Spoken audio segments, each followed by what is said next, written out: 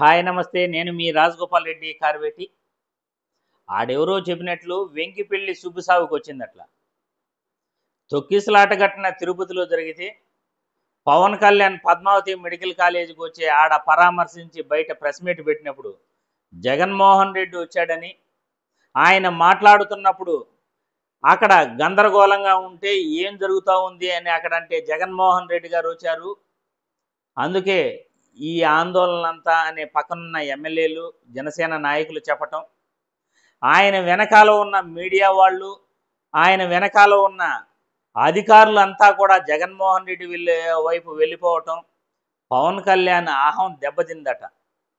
దాని పర్యవసానంగానే Tirupati DSP వెంకటనారాయణను transfer చేశారట. తొక్కిసలాట ఘటనకు డిఎస్పి వెంకటనారాయణ కారణమని వైసీపీ వాళ్ళు చెప్తే ఆయనపై ఏ చర్య తీసుకోలేదు. కానీ పవన్ కళ్యాణ్ అహం దెబ్బతింది.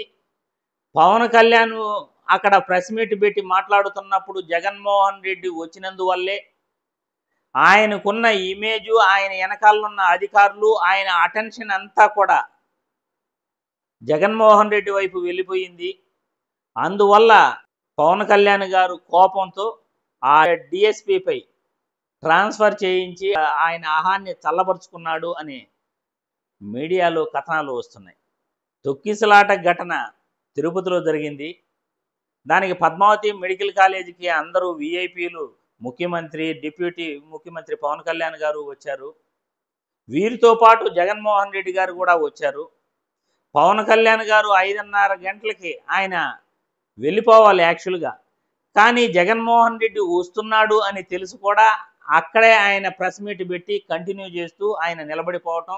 జగన్మోహన్ రెడ్డి ఆయనకి ఇచ్చిన ప్రోటోకాల్ ప్రకారం, ఆయనకి ఇచ్చిన టైమింగ్స్ ప్రకారం అక్కడ హాస్పిటల్లోకి ఎంటర్ అయ్యాడు.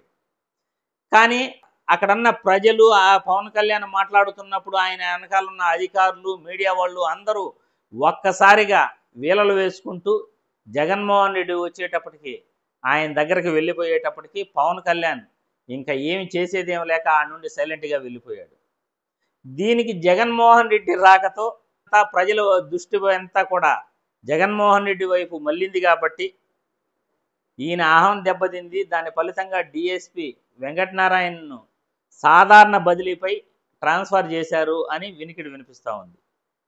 ఏది ఏమైనప్పటికీ తొక్కిసలాట ఘటనకు వెంకటనారాయణ డిఎస్పి కారణమని వైసీపీ వాళ్ళు చెప్పినప్పుడు వీళ్ళు ప్రభుత్వం వినకపోవటం, కానీ వ్యక్తిగత కారణాల వల్ల, జగన్మోహన్ రెడ్డి రాక వల్ల, జగన్మోహన్ రెడ్డి రాకను అడ్డుకోకపోవటం వల్ల డిఎస్పిని ట్రాన్స్ఫర్ చేయటం అనేది అంత మంచిది కాదు అని నేను ఈ వీడియో ద్వారా ప్రజలందరికీ తెలియజేస్తున్నాను.